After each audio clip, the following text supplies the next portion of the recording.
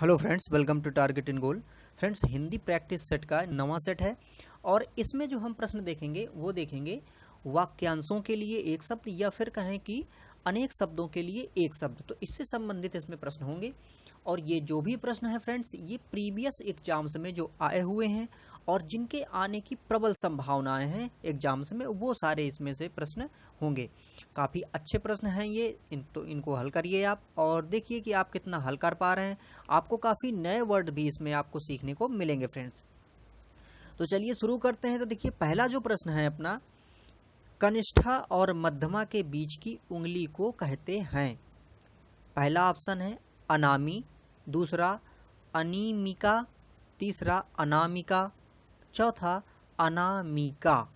तो अब देखिए, इसमें से कनिष्ठा और मध्यमा जो उंगली होती है उसके बीच की उंगली को क्या कहते हैं?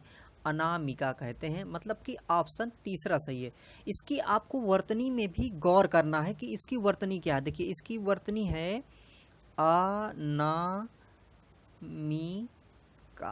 मतलब कि ये वर्तनी आपको याद रखनी है, क्योंकि यहाँ पर देखिए, जैसे कि आप अगर दूसरा देखेंगे अनीमिका, फिर और चौथा यहाँ पर ऑप्शन देखेंगे अनामिका, है ना। तो यहाँ पर आपको याद ध्यान देना है कि उसकी सही स्पेलिंग, सही वर्तनी हमें टिक करनी है।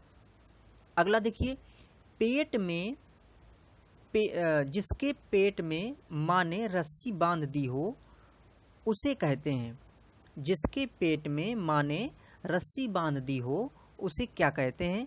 पहला ऑप्शन है दामाद, दूसरा दामाद इतर, तीसरा दाम और चौथा दामोदर। तो जिसके पेट में माँ ने रस्सी बांध दी हो उसको क्या कहते हैं? दामोदर। अर्थात चौथा ऑप्शन सही है। ये श्री कृष्ण को भी बोलते हैं दामोदर। अगला देखिए, पीछे पीछे चलने वाला वाक्यांश के लिए शब्द होता है अनुचर, अनुगामी, अनुवर्ती, अनुगमनीय। तो पीछे पीछे चलने वाला, इसके लिए वाक्यांश क्या होता है फ्रेंड्स? होता है, इस वाक्यांश के लिए एक शब्द जो होता है वो क्या होता है? अनुगामी। अर्थात दूसरा ऑप्शन इसमें सही है। अगला देखिए, थोड़ा नपा तुला भोजन करने वाला, इस वाक्यांश के लिए एक शब्द क्या होगा? पहला ऑप्शन दिया है मितव्ययी, दूसरा ऑप्शन मितव्यय, तीसरा मिताहारी और चौथा ऑप्शन इसमें दिया है मितहारीन। तो देखिए, जो नपा तुला भोजन करता हो, थोड़ा नपा तुला भोजन, उसको क्या कहते हैं? मिताहारी, है ना। मिताहारी मतलब जो मितता का आहार करता हो, अर्थात वो न ज़्यादा आहार करता हो न कम आहार करता हो, उसे कहते हैं मिताहारी। अगला प्रश्न देखिए, गुरु के समीप रहकर अध्ययन करने वाला के लिए, अगर कोई शिष्य गुरु के समीप रहकर अध्ययन करता है तो उसको क्या कहते हैं? ऑप्शन है शिष्य, आश्रमवासी, विद्यार्थी और चौथा ऑप्शन है अंतेवासी। तो गुरु के समीप रहकर अध्ययन करने वाले को क्या कहते हैं? अंतेवासी। अर्थात चौथा ऑप्शन यहाँ पर सही होगा। अगला देखिए, जिसके हृदय पर आघात हुआ हो, इस वाक्यांश के लिए एक शब्द कौन सा है?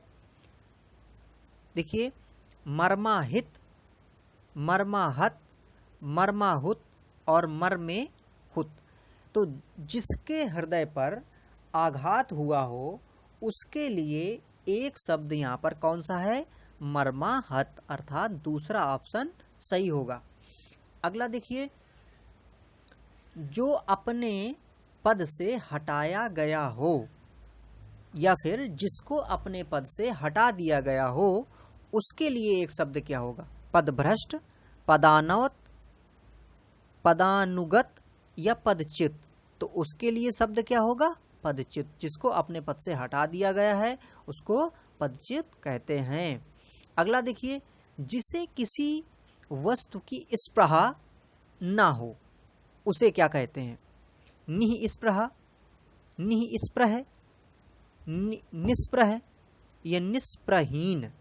तो जिसे किसी वस्तु की स्पृहा न हो उसे क्या कहते हैं? निःस्पृह।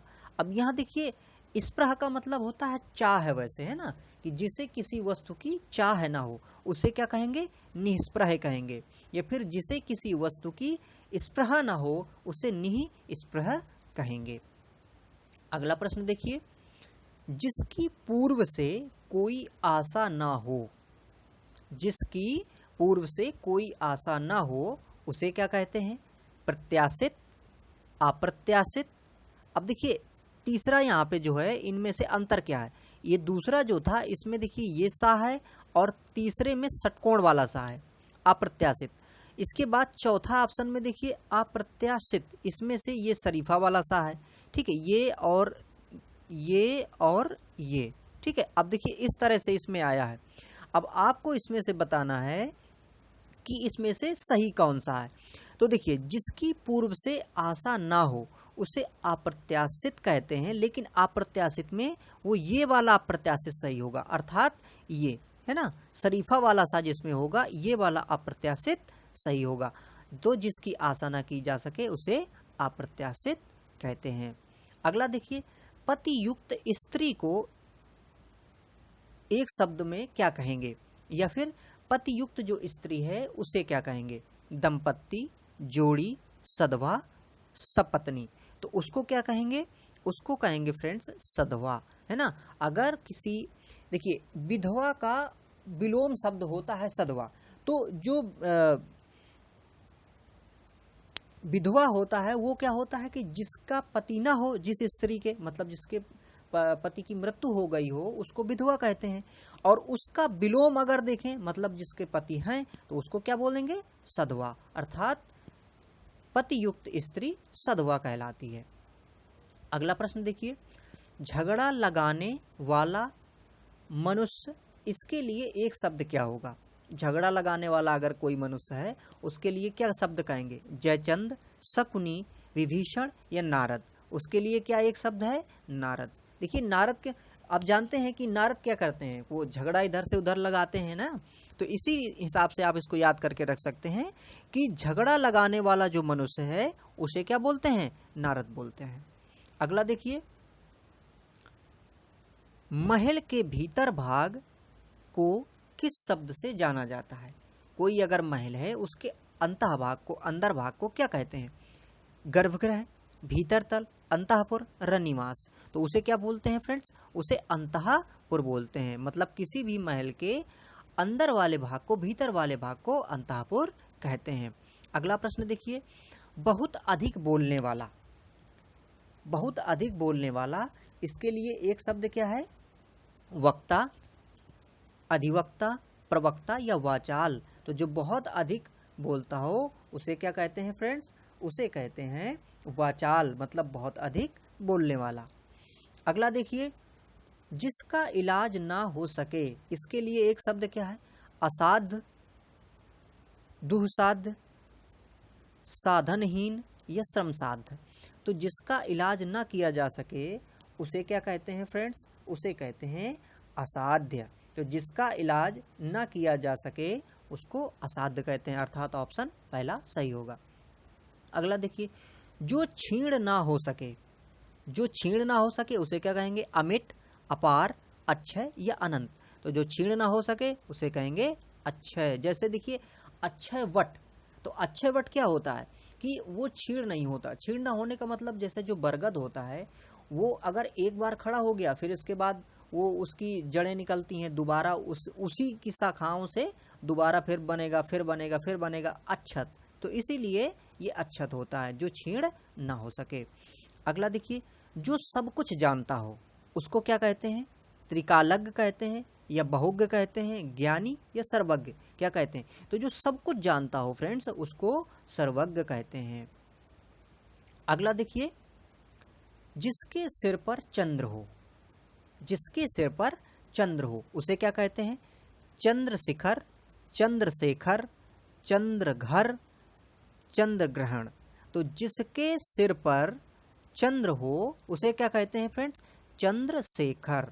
अब यहाँ पे देखिए एक शब्द आया था चंद्रशिखर, तो ये कंफ्यूज कर सकता है, लेकिन नहीं, हमें कंफ्यूज नहीं होना, हमें चंद्रशेखर ही कहते हैं। और चंद्रशेखर किसको कहते हैं, शिव को कहते हैं। तो इस प्रकार से जिसके सिर पर चंद्र हो उसे चंद्रशेखर कहते हैं और वो शिव का ही एक नाम है।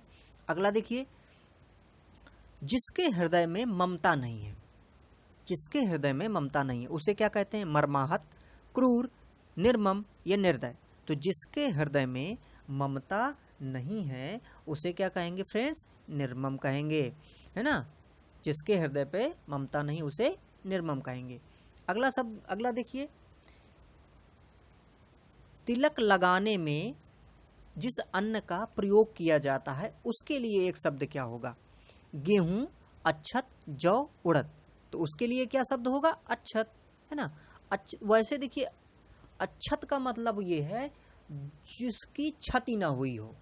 मतलब जैसे अगर अक्षत क्यों चढ़ाते हैं? अक्षत का मतलब है जैसे चावल है तो उनमें से जो टूटा हुआ नहीं होता है, मतलब कि कोई क्षति अगर उसकी नहीं हुई है उसे अक्षत कहते हैं और उसी का प्रयोग किया जाता है तिलक में। इसीलिए ये शब्द आया ये कि तिलक लगाने में जिस अन्न का प्रयोग किया जाता है उसे क्या कहते हैं? तो उसे अक्षत कहते हैं।